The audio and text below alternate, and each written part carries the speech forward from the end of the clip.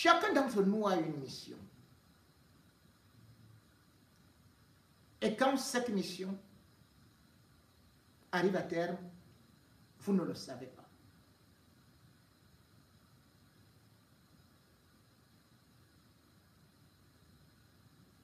Vous ne vous attendez pas. Et pourtant, la vie est aussi l'ombre de la mort. Et vice-versa. Ceux qui croient diriger le monde, ceux qui croient qu'ils seront éternels, eux aussi, comme le disait un célèbre chanteur,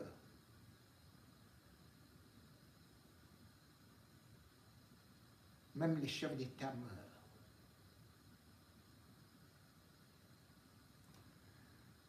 Les chefs d'État sont ceux-là également qui utilisent l'astrologie. Ils peuvent aussi utiliser toutes sortes de prêtres, de voyants, de marabouts et surtout des pouvoirs pour être encore beaucoup plus fort. Mais personne n'est fort sur terre. Vous pouvez être souriant aujourd'hui. Je peux être en train de parler avec vous et à l'instar de Molière, interprétant le malade imaginaire. Boum! Je tombe et c'est fini, comme Molière. On l'a vu avec Papa Wemba. Qu'est-ce que c'est que la vie? Nous ne sommes pas éternels. Mais la mort, en Afrique, nous interpelle toujours. Comme si nous étions éternels. Même quand on a 79 ans, plus 10 ans qu'on a coupé, plus 10 autres ans qu'on a mis dans les tiroirs, on est toujours jeune pour mourir. Et on trouve toujours une raison pourquoi est-ce qu'on est mort ou alors pourquoi est-ce qu'on a été tué. Les célébrités, c'est encore beaucoup plus difficile parce que leurs morts ne sont jamais simples. Aussi l'actualité en Afrique, particulièrement francophone, c'est aussi cette mort d'une femme ayant encore cette mine comme si elle était immortelle, avec cette fraîcheur, avec ce dynamisme, avec cette énergie qu'elle pouvait donner. Elle avait encore de la vie. Elle donnait envie. De par sa beauté, de par sa simplicité, par son humilité et surtout sa façon de prêcher. C'était l'élu de Dieu. Et pan, tout s'est arrêté. Puisque Blanche Tounazi, celle qui était toujours à côté de son mari, Marcelo Tounazi, nous a quittés ce mercredi soir, ce mercredi noir, sans dire au revoir. Et pourtant, dit-on, elle se portait bien. Bien, puisque personne ne sait ce qui est à l'intérieur de nous, les plans que la mort est en train de faire, ou alors ce qui est en train de nous détruire. Et du coup, beaucoup s'interrogent également sur cette mort brutale, violente. De quoi est-elle morte? Beaucoup de gens ont commencé à donner cette information qu'elle serait décédée d'AVC. Mais où? Comment? À la maison? À l'hôpital? Pas de communication. Juste un communiqué de l'Église de la Compassion créé par son mari qui, selon ses témoignages, se serait reconverti en 1990 avant d'avoir un message de Jésus-Christ en 1995.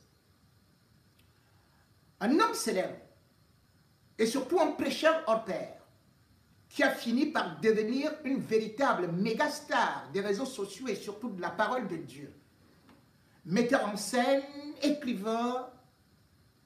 Eh bien, Marcelo Tanuzzi était l'homme qui, quand il parle, vous crée des vibrations, vous donne de l'espoir, et surtout qui sait mêler non seulement la parole de Dieu avec des histoires réelles de la vie. Cette authenticité fait de cette église aujourd'hui une révolutionnaire qui, à travers le monde, continue à avoir des ouailles. Et surtout avec cette vie et cette générosité, avec sa femme à côté, il a transformé les prêches en spectacle. Quel beau couple! Mais qui l'eût imaginé? ABC, on n'en sait rien. Puisque d'autres témoignages sont venus nous dire aussi que elle aurait eu un problème de thyroïde. Elle se serait fait opérer à l'étranger. Où elle est arrivée quand? Puisqu'on nous dit que mardi, on l'a vu, se portant comme un charme, et mercredi, tout est parti. À quelle heure? On n'en sait rien. Toujours est-il que les enquêtes ouvertes n'ont pas encore eu à donner ne serait-ce que quelque chose. De quoi donc est morte Blanche? Certains nous diront de ne pas en parler. Mais quand il s'agit de célébrités, que nous sommes des journalistes, eh bien, nous devons refaire sa vie, ressasser sa vie et aussi revenir sur ce qui peut avoir provoqué sa mort. C'est vrai qu'à 20 ans, on meurt, à 30 ans, on meurt, à 5 ans, on meurt, même les bébés meurent. Mais certains lui donnaient 55 ans, qu'elle ne faisait d'ailleurs pas puisque son mari lui-même, c'est la cinquantaine. Mais le couple n'avait jamais signalé des problèmes de santé. Bien au contraire, quand on est malade, on va plutôt chercher la guérison avec les prières du couple nazi. Mais quelque chose a été un peu un déclencheur aussi de toutes ces interrogations par rapport à la mort de cette dame. C'est d'abord le message qu'a posté son propre mari, dont les réseaux sociaux et particulièrement Facebook, c'est plus d'1 million de personnes. Un message énigmatique, avec des images qui accompagnaient aussi cela, et que je vais essayer tout simplement de vous lire, puisque c'est la veille de la mort de son épouse. N'enviez pas la couronne des autres si vous n'êtes pas prêt à payer le prix qu'ils ont payé pour l'obtenir. Chaque succès cache un prix. Quiconque veut diriger les autres doit se préparer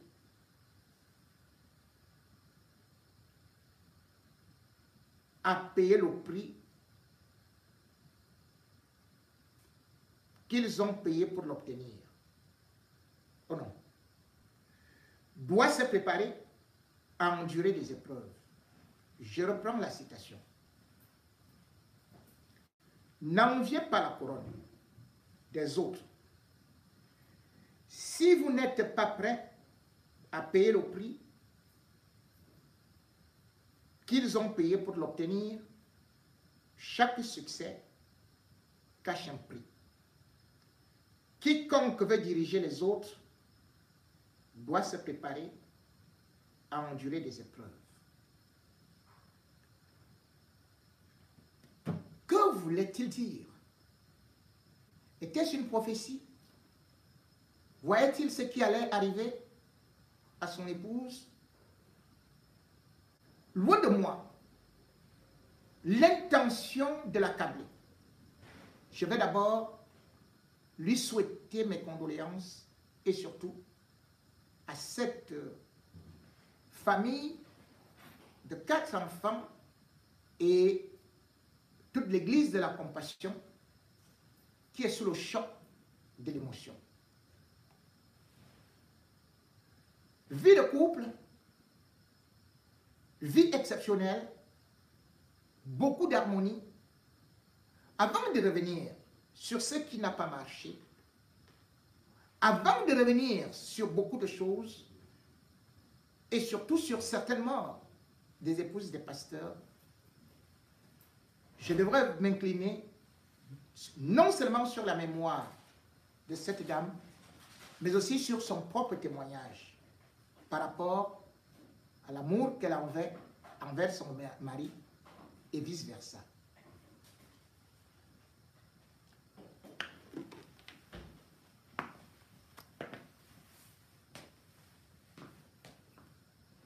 Donc, nous allons la revoir ici.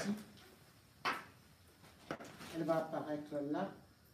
Cofidis présente du projet numéro 5. Ici. Témoignage. Est-ce que l'amour véritable existe encore? Eh ben, moi je dirais oui, hein, parce que moi j'ai vu l'amour véritable. Écoutez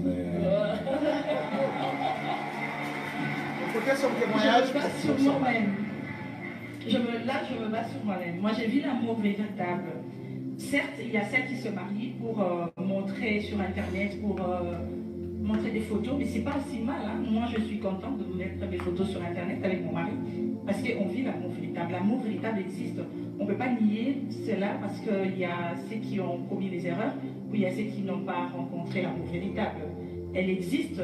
Alors, si je dois vous dire, par exemple, qu'elle existe, quelle preuve j'ai? La preuve en est que ça fait 18 ans qu'on est mariés, et ça fait exactement, je peux dire? S'il vous plaît, Sentez-vous libre, maman. Oui, tu peux le dire.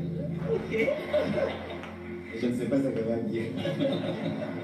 on en peut. Alors, je peux, hein? Alors, ça fait exactement 1 semaine et 1 jour que mon mari m'a redemandé si j'aimerais être toujours sa femme. Alléluia.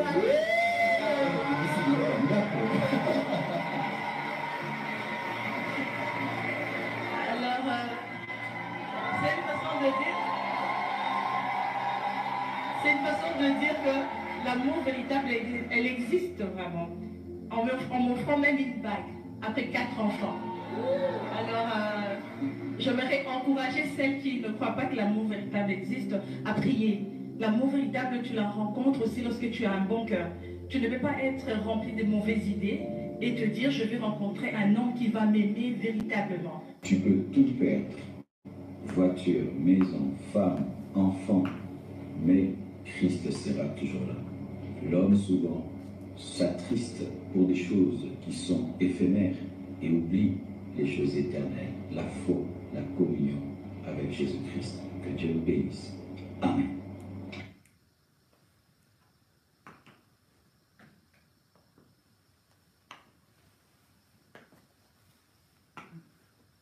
Loin de moi de trouver des raisons. Loin de moi de lire dans les boules. Je voudrais d'abord dire, par rapport à ce que vous voyez, c'est un témoignage touchant. Mais alors, dans des moments difficiles comme ça, il y a toujours plusieurs versions qui arrivent. Souvent pour accabler le mari, qu'il aurait peut-être vendu la femme, et vice-versa, que la femme aurait vendu son mari pour la célébrité.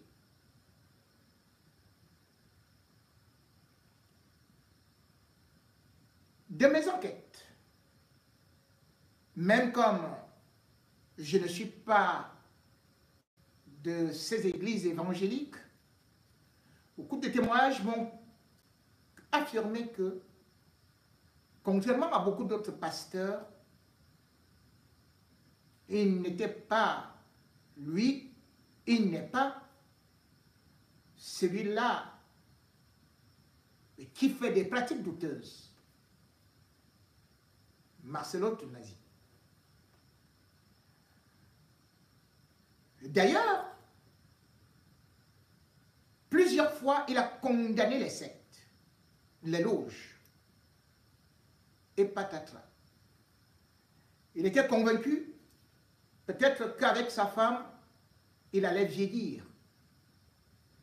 Puisque d'ailleurs, dans son propre témoignage, il a toujours dit que chaque matin, sa femme s'assoit à côté de lui, à gauche plutôt. Et il en baie. Et qu'il n'imagine même pas comment il peut vivre sans sa femme.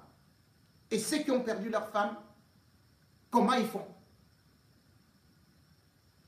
Il ne savait pas qu'il se retrouverait dans cette situation. Attendu pour prendre la parole, il a fait une première sortie.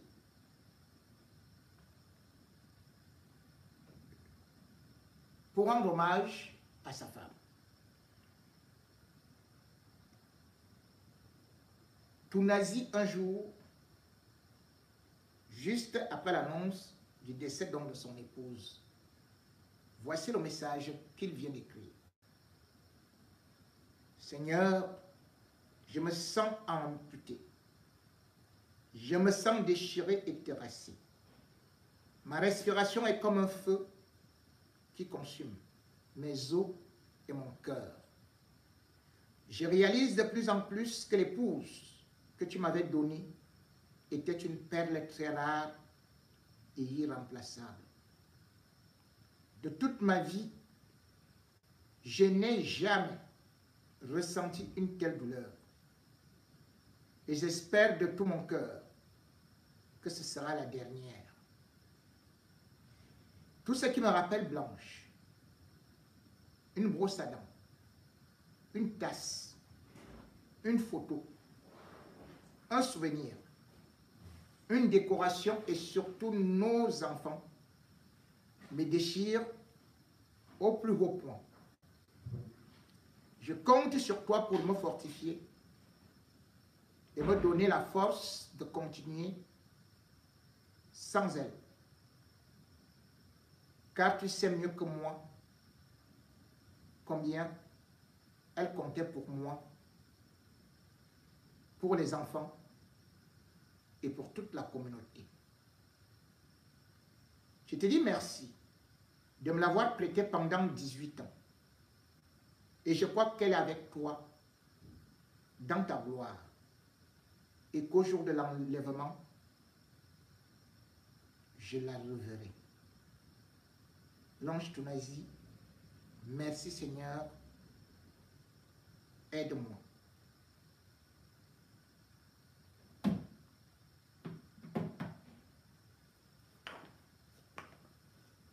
Ceux qui n'ont pas perdu d'être chers, et surtout une épouse parfois, ne peuvent pas connaître jusqu'où parfois est encore plus profonde la douleur lorsque le mari se retrouve même accusé. Mais malheureusement, c'est comme ça en Afrique. 18 ans d'âge, 18 ans de mariage. Fallait-il attendre 19 ans au moment où il a déjà tout eu? Au moment où il a déjà créé des orphelins, des orphelinats? Au moment où il a déjà créé une école pour sortir d'autres pasteurs? C'est en ce moment qu'il devrait sacrifier sa femme? Pourquoi gagner en fin de compte? Cet homme, certes, a fait quelques déclarations un peu tapageuses, peut-être contre l'Église catholique, où il a dit en 2018 de ne pas louer Marie, en disant que c'est l'idolâtrie, et l'Église catholique a voulu tomber sur lui, surtout en 2025, en 2021, quand il a déclaré que l'Église catholique était une salle d'attente pour l'enfer. Souvent, ces déclarations pouvaient énerver, pouvaient être tapageuses, mais lorsqu'on a enquêté, on n'a pas constaté qu'il a dû lever la main sur son épouse et que bien au contraire, il la cajolait, il la revalorisait. Ceci aussi, parce que je connais des hommes qui, après la mort de leur femme, ont carrément été pris à partie jusqu'à leur mort. Je connais des gens qui, dès qu'une femme meurt, disent qu'on l'a vendue. Immédiatement, et c'est un procès. Même quand la femme est malade, des belles familles se lèvent, des amis soi-disant se lèvent pour faire des témoignages hors normes. J'en sais quelque chose. Au regard des témoignages, je voudrais donc dire que cette mort nous interpelle parce qu'il n'y a pas d'âge pour mourir et parce que l'AVC peut te prendre à tout moment et tu pars. Même pas l'AVC, ça peut être un accident. La vie, profitons-en. Et ceux qui croient tenir la vie, tenir nos vies, peut-être eux-mêmes seront surpris de tomber immédiatement. Mais cependant, la mort également de cette jeune dame peut interpeller et peut questionner. Ce n'est pas que nous accusons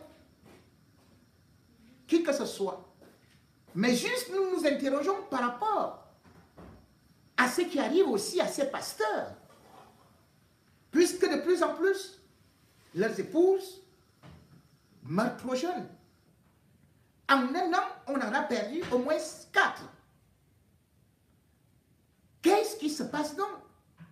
Peut-être que Dieu a trouvé qu'elles ont fini leur mission sur terre. Peut-être comme on dit que les bonnes personnes ne vivent jamais longtemps, la preuve c'est qu'on dit que les sorciers vivent longtemps au village. Mais toujours est-il que de plus en plus aussi, il y a des pasteurs qui ne sont pasteurs que de nom, mais qui mettent des mains un peu partout. Et des pasteurs qui parfois, derrière la soutane, derrière les apparats de Dieu, sont plutôt complices du démon. Je ne vous parlerai pas, par exemple, de Mackenzie. Lui, si célèbre, avait dit qu'il pouvait transformer ceci et pourvu que les gens puissent croire en lui. Il avait même prôné l'Apocalypse jusqu'à ce que 90 enfants et des femmes ont été retrouvés enfouis dans des fosses. Il avait même interdit à certains de se soigner. Et beaucoup de pasteurs le font. Vous êtes malade, le pasteur vous dit, c'est Dieu qui va vous soigner. Mais lui-même va à l'hôpital. Il vous empêche d'aller vous faire soigner. De par la charlatanerie ou par le charlatanisme, ils commettent donc des assassinats qui peuvent être aussi des sacrifices. Car quand on parle de cette église de Mackenzie, qui disait qu'il communiait et qu'il communiquait avec Dieu, il avait d'ailleurs demandé que les enfants n'aillent plus à l'école parce que l'école était pour Satan. Il avait dit qu'on ne prenne plus jamais de traitement parce que les médecins travaillent pour le diable. Il avait dit qu'on ne devrait plus porter, même les femmes ne devraient plus faire des tresses parce que c'est les affaires du démon. Il avait demandé de ne plus se nourrir pendant que lui il mangeait. Résultat, les gens sont morts de faim. Les pasteurs ne sont pas des dieux. Les pasteurs sont des hommes. Beaucoup également utilisent l'escroquerie pour s'enrichir. Peuvent vous dire que vous allez vivre 200 ans et pourtant ils ne connaissent pas quand eux-mêmes vont mourir, quand leurs enfants vont mourir, quand leurs chrétiens vont mourir. On a vu des chefs d'État aller chez l'un autre qui était Joshua, Tibet Joshua, au Nigeria. Les chefs d'État allaient se mettre même à genoux devant lui. Mais qu'est-ce qu'il avait fait lui-même? Il est mort subitement en 2021. Et avant sa mort, il faut se dire qu'en 2014 déjà, alors qu'il était en train d'élever encore une sorte je ne sais pas, de temple, à côté de son église, eh bien, comme dans le déluge, tout s'était effondré comme si Dieu était en colère. 165 personnes avaient trouvé la mort, alors qu'ils partaient écouter la parole de Dieu. C'est aujourd'hui qu'on découvre que dans cette église, c'était aussi une association de malfaiteurs, de violeurs, et pourtant avec son visage angélique. On disait c'était un bienfaiteur, c'est quelqu'un qui aimait tous les enfants, qui aimait toutes les femmes, qui était généreux. Mais derrière cela, il y avait d'autres choses qui se cachaient. Certains, parfois, sont devenus même des grands... comment on a dit, marmailleurs dans des réseaux sociaux pour vendre tantôt des produits, pour faire ceci, pour faire cela. Comme si ça donnait la vie, le succès. Ces pasteurs-là profitent parfois de la naïveté, de la crédulité des chrétiens pour faire un certain nombre de choses. Ce n'est pas mon frère et ami, le général Camille Makosso, qui me démentirait. Lui également, qui le 28 mars 2020 avait perdu sa charmante épouse, Tatiana. Lui, il a été le premier à adresser d'ailleurs les condoléances à son homologue, au pasteur Marcelo Tunazi. Parce que lui aussi sait ce qui lui est arrivé avec cette jeune femme, dont, curieusement aussi, était décédée d'AVC. Et il y avait aussi des enfants.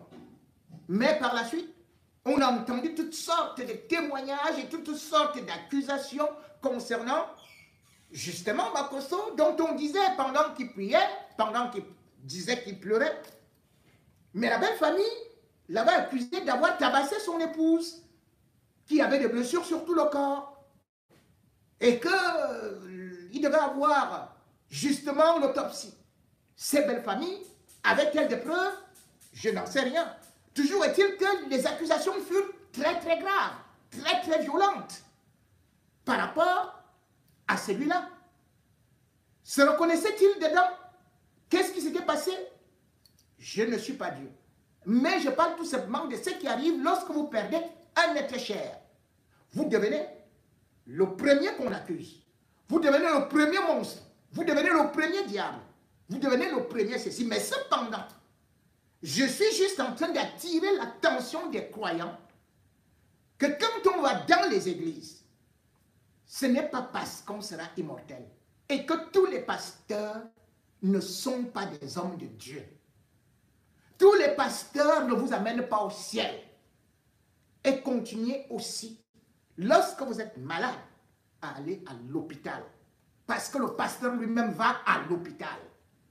Le pasteur n'est pas immortel. Le pasteur n'a pas le téléphone de Dieu. Et Dieu n'avertira jamais, n'appellera jamais qui que ce soit pour lui dire, ton heure est arrivée. Il nous prend. Parce que nous sommes de passage sur terre. Et chacun a sa mission. Et cette mission, certainement, Blanche Tunazi avait déjà terminé la sienne. Elle n'a pas eu besoin de prolongation. C'est vrai que c'est une véritable douleur quand vous laissez des enfants et un mari aussi éprouvé. Derrière cela, parce que c'est une actualité, parce que aussi, aujourd'hui, les églises éveillées fleurissent beaucoup en Afrique. Parce que les églises éveillées peuvent remplir des stades. Parce que les églises éveillées sont aujourd'hui en train de parler des miracles. Et chacun d'entre nous, ou dans nos familles, croit que dans les églises éveillées, on peut ressusciter des morts comme au temps de Jésus-Christ. Non. Blanche Tounazi est partie. Son mari Marcelo Tounazi ne pourra pas la ressusciter. Parce que seul Dieu est fort, est puissant. Tous les autres ne sont que des intermédiaires, même si, faut-il le dire, Dieu a été clair, nul ne viendra au Père que par moi. Toutes nos condoléances à la famille attristée et tout en disant à tous ceux qui veulent allumer des brèches derrière cette mort, de pouvoir se calmer et d'observer surtout ce couple qui nous a montré ce que c'est que l'amour, la fusion, l'exemplarité et surtout des conseils que parfois on a beaucoup écoutés. Ils ont beaucoup aidé et nous souhaitons que Marcelo Tounazi puisse continuer sa mission sacerdotale, même comme son bras droit s'en est allé. Merci.